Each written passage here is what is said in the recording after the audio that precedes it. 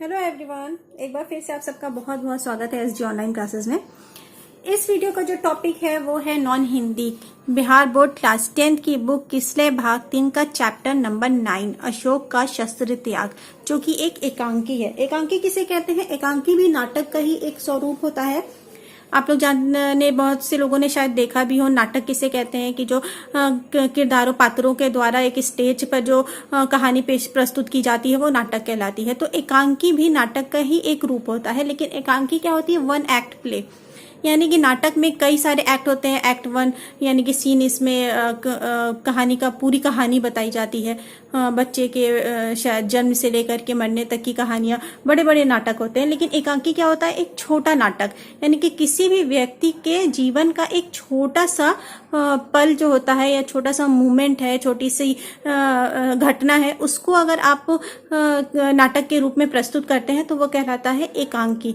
जैसे कि आपके चैप्टर में ही दिया हुआ है, आपका जो चैप्टर है अशोक का शस्त्र त्याग, तो इसमें अशोक के जीवन की एक घटना, यानी कि जब वो अपने शस्त्र को त्याग करता है, किस वजह से त्याग करता है, उसको ही स्टेज पर जो है वो प्रस्तुत किया गया है, एक नाटक के रूप में प्रस्तुत किया गया है। वो आपके सिलेबस में है। तो ये कहलाता है एकांकी, यानी कि वन एक्ट प्ले, कोई एक घटना जिसको नाटक के रूप में प्रस्तुत किया जाए वो कहलाती है एकांकी। तो इस वीडियो में मैं आपको इस चैप्टर से रिलेटेड जो भी क्वेश्चन आंसर है, आपके बुक के ऑब्जेक्टिव क्वेश्चंस जो बुक में जो एग्जाम्स में आते हैं इम्पोर्टेंट, तो सब बताने वाली हूँ। तो आप लोग इस वीडियो को पूरा देखिएगा। ये एक इम्पोर्टेंट चैप्टर है जो कि वंशीधर श्रीवास्तव के द्वारा लिखा गया है। तो आइए हम लोग स्टार्ट करते हैं वीडियो को। वीडियो स्टार्ट करने से पहले एक छोटी सी रिक्वेस्ट है कि वीडियो अच्छा लगे तो लाइक कीजिए और चैनल को सब्सक्राइब कीजिए। तो क्वेश्चन आंसर स्टार्ट करने से पहले हम लोग लेसन के बारे में थोड़ा सा पढ़ लेते हैं। इस एकांकी या नाटक के बारे में जान लेते हैं कि इसमें क्या प्ले किया गया, यानी कि क्या आपके सामने प्रस्तुत किया गया है। तो ये जो नाटक है ये है अशोक का शस्त्र त्याग। अशोक का शस्त्र त्याग, जो सम्राट अशोक थे उन्होंने किस वजह से अपने शस्त्रों का त्याग किया और अहिंसा और बौद्ध धर्म को अपनाया, इसमें वो आपको वो किस्सा जो है वो कहानी एक नाटक के रूप में बताई गई है। इसके रचयिता है वंशीधर श्रीवास्तव। तो इसमें कहानी कुछ इस तरह है। सम्राट अशोक अपने राज्य की सीमा के विस्तार के लिए, यानी कि अपने राज्य की सीमा को बढ़ाने के लिए जो है कलिंग पर आक्रमण करते हैं। वो कलिंग को भी अपने राज्य में मिलाना चाहते हैं। तो कलिंग की सेना उनसे 4 वर्षों तक बहुत ही ज्यादा हिम्मत से लड़ती है, लेकिन अंत में वो पराजित हो जाती है। लेकिन इतने से 4 वर्षों का युद्ध होने के बाद भी जो कलिंग का जो दुर्ग होता है, दुर्ग यानी कि किला, वो लोग फिर भी जीत नहीं पाते हैं। यानी कि वो राज्य तो फतह कर लेते हैं, राजा भी की मृत्यु भी हो जाती है इसमें, तो लेकिन वो जो किला होता है उसको फतह नहीं कर पाते हैं। फतह यानी कि जीत नहीं पाते हैं। जीतने का ये मकसद होता है कि उसके अंदर वो घुस करके उस पर अभी उनका कब्जा स्थापित नहीं हुआ था। तो इसको लेकर के जो सैनिक होते हैं वो सम्राट अशोक के पास जाते हैं। वो उनको अपनी जीत का समाचार बताते हैं कि हम जीत गए हैं, जो महाराज हैं कलिंग के वो मारे गए हैं। तो ये सुन के सम्राट अशोक बहुत खुश होता है। तो लेकिन वो कहते हैं कि हम जीत तो गए हैं, लेकिन अभी भी जो दुर्ग का द्वार है, यानी कि जो किला है, वो भी हम लोग उस पर अपना कब्जा नहीं कर पाए। तो सम्राट अशोक को गुस्सा आता है। वो कहता है कि अब मैं जाऊंगा लड़ने के लिए। तो जब वो वहां लड़ने के लिए जाता है, तो जैसे ही वो किले का जो द्वार होता है, द्वार यानी कि गेट जो होता है, वो खुलता है तो देखता है कि स्त्रियों की सेना खड़ी है, क्योंकि उस राज्य के सारे जो पुरुष थे वो मारे जा चुके थे, तो सिर्फ स्त्रियां बची थी। तो स्त्रियां अपने मान सम्मान के लिए, जो कलिंग की राजकुमारी थी पद्मा, उसके नेतृत्व में स्त्रियों की सेना जो होती है वो सम्राट अशोक से लड़ने के लिए तैयार होती है। लेकिन अशोक जब देखता है कि अरे मतलब कि हम तो स्त्रियों से नहीं लड़ सकते, ये तो क्षत्रिय धर्म के खिलाफ है कि स्त्रियों पे हाथ उठाना, तो वो अशोक को उस बात का एहसास होता है कि इस युद्ध का कितना भयंकर परिणाम हुआ कि उस राज्य के सारे पुरुष मर गए। तो फिर उसको एहसास होता है कि वो कि इस युद्ध से क्या हासिल हो रहा है उसको, और वो देखता है कि अब स्त्रियां मेरे सामने, तो वो स्त्रियों की जो वीरता होती है उससे बहुत अधिक प्रभावित होता है। और वो कह देता है लेकिन कुछ भी हो जाए, पद्मा जो होती है उसको ललकारती है कि आओ मुझसे युद्ध करो। और लेकिन फिर भी अशोक बोलता है कि नहीं, मैं स्त्रियों पे हाथ नहीं उठाऊंगा, मैं स्त्रियों से युद्ध नहीं करूंगा, क्योंकि ये क्षत्रिय धर्म के खिलाफ है। तो पद्मा से उसकी बातचीत होती है, बहस होती है। उसके बाद अशोक जो होता है, पद्मा जो उसको धिक्कारती है, राजकुमारी पद्मा। तो उसके बाद अशोक ये को आत्मग्लानि होती है। आत्मग्लानि मतलब बहुत ज्यादा उसको बुरा लगता है। वो ये प्रण लेता है कि अब मैं युद्ध नहीं करूंगा, अब मैं कभी पूरे जीवन भर कभी भी हथियार जो है वो नहीं उठाऊंगा। तो यही था आप लोगों का पूरा नाटक। और वो बौद्ध धर्म को अपना लेता है, जो कि अहिंसा के मार्ग को अपना लेता है। तो ये था ये पूरा चैप्टर, उसका सार। अगर आप लोग अच्छे से अपने वर्ड्स में इसको लिख लीजिएगा। तो अब आते हैं हम लोग क्वेश्चन आंसर स्टार्ट करते हैं। क्वेश्चन आंसर में देखिए आपके में पार्ट से है। पहला क्वेश्चन है, पद्मा के ललकारने पर भी अशोक ने युद्ध करना स्वीकार क्यों नहीं किया? जवाब है, पद्मा अशोक को युद्ध करने के लिए ललकारती है, लेकिन अशोक युद्ध करना स्वीकार नहीं करता क्योंकि स्त्रियों से युद्ध करना शास्त्र में अनुचित कहा गया है। नेक्स्ट क्वेश्चन है, पद्मा को, सवाल नंबर 2, पद्मा को अशोक से बदला लेने का अच्छा अवसर था, तब भी उसने अशोक को जीवित क्यों छोड़ दिया? तो उत्तर है, अशोक स्त्रियों की सेना से लड़ना अस्वीकार कर देता है और उसके सामने अपना शस्त्र जो है वो त्याग देता है। पद्मा के पास अपने पिता की मृत्यु का बदला लेने का अवसर था, लेकिन उसने अशोक को जीवित छोड़ दिया क्योंकि वह निहत्था था। क्यों? अपना शस्त्र उसने त्याग दिया था, इसलिए वो निहत्था हो गया था। और अपने सैनिकों को भी बोल दिया था कि सब अपने अपने जो शस्त्र हैं वो फेंक दो। और सैनिक कभी, अच्छे जो वीर सैनिक होते हैं, जो क्षत्रिय होते हैं, वो कभी भी निहत्तों पर वार नहीं करते हैं। ये शास्त्रों के खिलाफ है। नेक्स्ट क्वेश्चन है, बुद्धम शरणम गच्छामि, धर्मम शरणम गच्छामि, संघम शरणम गच्छामि। मतलब इसकी जो 3 लाइन दिया गया है, इसमें दिए गए उपयुक्त वाक्य संस्कृत भाषा में लिखे गए हैं। ये श्लोक है संस्कृत भाषा में, तो इसको हिंदी में अनुवाद करना है। इसका हिंदी अनुवाद है, मैं बुद्ध की शरण में जाता हूँ, यानी बुद्धम शरणम गच्छामि, मैं बुद्ध की शरण में जाता हूँ। धर्मम शरणम गच्छामि, मैं धर्म की शरण में जाता हूँ। संघम शरणम गच्छामि, मैं संघ की शरण में जाता हूँ। सवाल नंबर 4 है, कलिंग युद्ध का क्या परिणाम हुआ?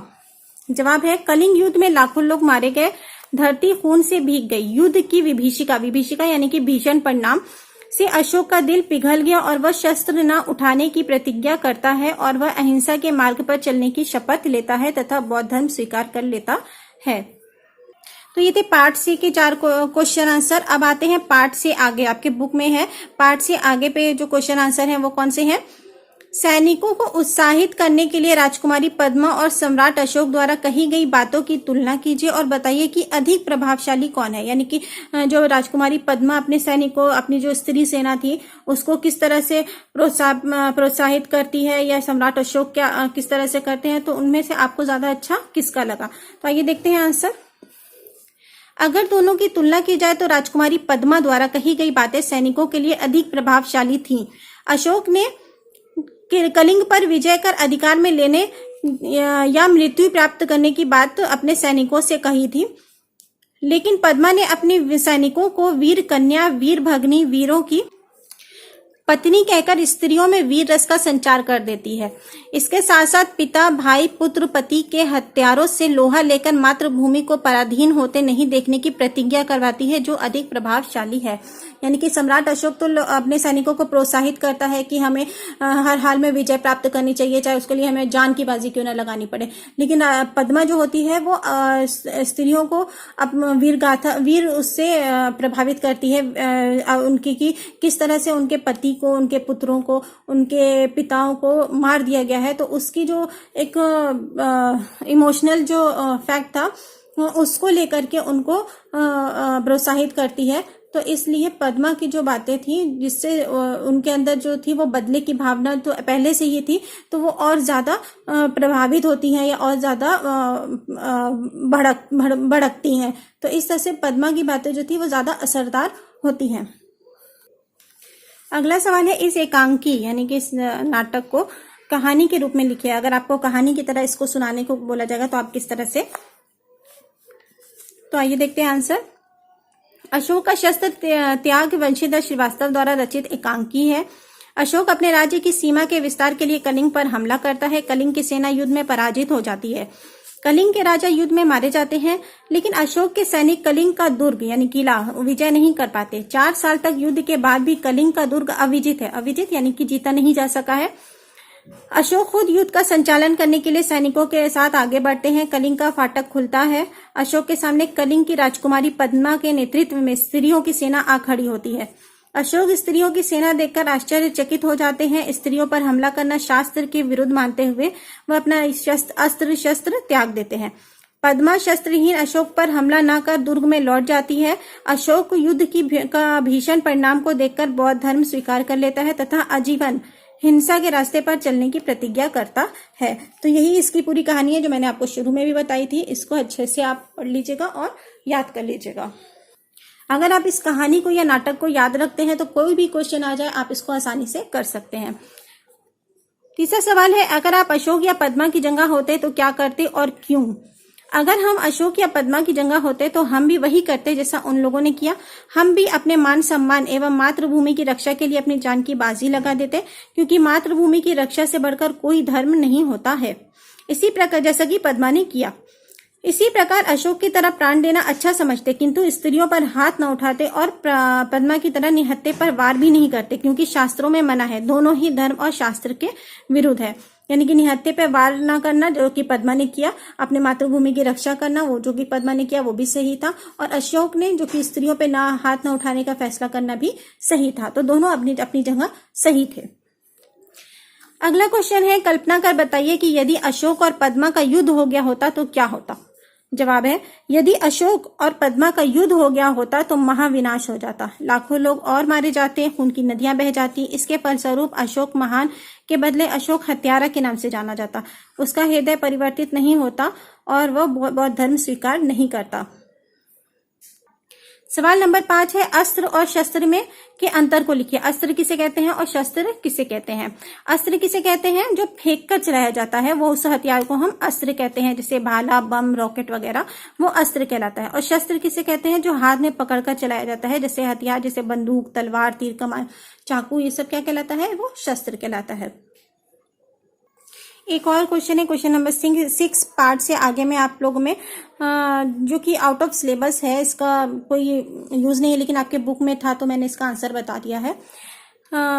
एक क्वेश्चन है, युद्ध से हानियां विषय पर अपने मित्र को एक पत्र लिखे। ये बिल्कुल आउट ऑफ सिलेबस है, ये आता भी नहीं है एग्जाम्स में, लेकिन फिर भी अगर आपके बुक में है तो इसका आंसर मैं आपको बता दे रही हूँ। तो एक पत्र लिखना है अपने दोस्त को जो युद्ध से हानियों पे जिसमें चर्चा की जाए। तो पहले हम लोग एड्रेस देते हैं पटना, फिर डेट देंगे, फिर अपने जो दोस्त है उसको संबोधित करते हैं। प्रिय मित्र विजय, नमस्कार, मैं कुशल से हूँ। आशा करता हूँ कि तुम भी सपरिवार कुशल होगे। आजकल अखबार और टीवी में खाड़ी देशों में होने वाले युद्ध का समाचार जानकर बहुत चिंता होती है। आज के परमाणु युग में युद्ध बहुत हानिकारक साबित होगा। युद्ध से मानव विनाश निश्चित है। लाखों लोग निरपराध मारे जाते हैं, धन जन की अपार हानियां होती हैं। युद्धों के भयंकर परिणाम को देखते हुए युद्ध का अंत अनिवार्य होना चाहिए। कामना करता हूं कि ऊपर वाला हम सबको इस विनाश से सुरक्षित रखे। तुम्हारा मित्र अजय। तो ये एक लेटर है, इसको आप अपने वर्ड्स में भी लिख सकते हैं, हालांकि इसकी ये क्वेश्चन आता ही नहीं है।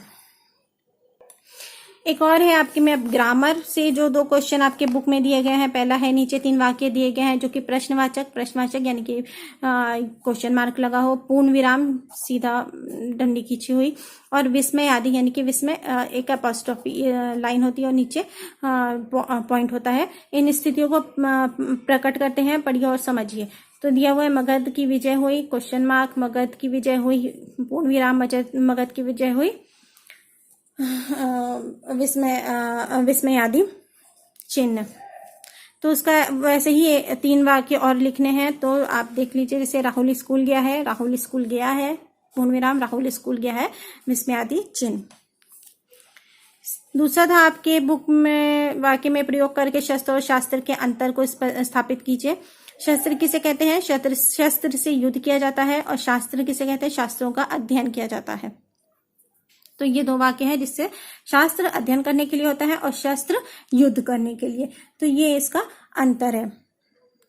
तो ये थे आपके बुक के क्वेश्चन आंसर जो भी आपके बुक में दिए गए हैं। अब हम आते हैं ऑब्जेक्टिव क्वेश्चन आंसर की तरफ। ऑब्जेक्टिव क्वेश्चन आंसर जो आते हैं एग्जाम्स में, और आते ही आते हैं इस चैप्टर से, तो अच्छे खासे आते हैं। मतलब 4-5 तो क्वेश्चन इस चैप्टर से आते ही आता है, 4-5 नहीं तो 2-3 तो आता ही होगा। तो आइए देखते हैं किस तरह से पूछे जाते हैं। पहला है अशोक का शस्त्र त्याग शीर्षक पाठ गद्य की कौन सी विधा है? जवाब है नाटक या एकांकी। दूसरा है अशोक का शस्त्र त्याग शीर्षक एकांकी के लेखक हैं। जवाब है वंशीधर श्रीवास्तव। तीसरा क्वेश्चन है अशोक का शस्त्र त्याग शीर्षक पाठ का मूल उद्देश्य क्या है? जवाब है अहिंसा परमो धर्मा एवं शांति का पक्षधर। अगला सवाल है अशोक कहाँ का सम्राट था? जवाब है मगध। सवाल नंबर 5 है अशोक का शस्त्र त्याग शीर्षक एकांकी में कुल कितने मुख्य पात्र हैं? जवाब है 4, पद्मा, अशोक, सेनापति और जो बौद्ध भिक्षु। नेक्स्ट क्वेश्चन है अशोक का शस्त्र त्याग में किस युद्ध का वर्णन है? जवाब है कलिंग युद्ध का। नेक्स्ट क्वेश्चन अशोक का शस्त्र त्याग शीर्षक पाठ में किसने कहा कि जब तक मेरे शरीर में प्राण रहेंगे अहिंसा ही मेरा धर्म होगा? जवाब है सम्राट अशोक ने। अगला सवाल है अशोक का शस्त्र त्याग शीर्षक एकांकी में किसके महत्व पर प्रकाश डाला गया है? जवाब है अहिंसा के महत्व पर। सवाल नंबर 9 है अशोक और सभी सरदार कैसे वस्त्र धारण किए हुए थे? जवाब है पीला, यानी कि अशोक की जो सेना थी उसका वस्त्र कैसा था? पीला। नेक्स्ट क्वेश्चन सैनिक भेष में कौन चंडी के समान दिखती है? जवाब है पद्मा। कलिंग संबंधित है पद्मा से। कलिंग का युद्ध कितने दिनों तक चला? 4 साल तक। कलिंग महाराज की कन्या कौन थी? या बेटी पद्मा। नेक्स्ट क्वेश्चन कितने साल के युद्ध के बाद भी कलिंग की नहीं जीता जा सका? जवाब है 4। नेक्स्ट क्वेश्चन पद्मा किसका बदला लेना चाहती थी? अपने पिता की मृत्यु का। नेक्स्ट क्वेश्चन पद्मा का संबंध है कलिंग युद्ध से। सवाल नंबर 17 सैनिकों को तलवार फेंकने का आदेश किसने दिया? जवाब है सम्राट अशोक ने। सवाल नंबर 18 मैं स्त्री वध नहीं करूंगा, यह पंक्तियां किसने कही? अशोक ने। नेक्स्ट क्वेश्चन फेंक कर चलाए जाने वाले हथियार को क्या कहते हैं? जवाब है अस्त्र। बुद्धम शरणम गच्छामि किसने कहा? अशोक, सम्राट अशोक ने। मैं स्त्रियों पर शस्त्र नहीं चलाऊंगा, ये किसने कहा? सम्राट अशोक ने। तो ये था इस चैप्टर का कंप्लीट सॉल्यूशन। इसके बाहर से तो बिल्कुल मैं तो 100% गारंटी दे रही हूँ कि इसके बाहर से आने वाला नहीं है। अगर आप लोग इस वीडियो को अच्छे से देख लेते हैं और नोट कर लेते हैं तो इस चैप्टर से कहीं से भी कोई क्वेश्चन आ जाए, अगर आप पढ़ने वाले बच्चे हो ना तो आपको कहीं कोई दूसरे ना वीडियो की ज़रूरत है ना बुक की ज़रूरत है, आप अच्छे से उसको कर लोगे। तो अगर आप लोग को वीडियो अच्छा लगा हो तो प्लीज़ लाइक कीजिए और चैनल को सब्सक्राइब कीजिए।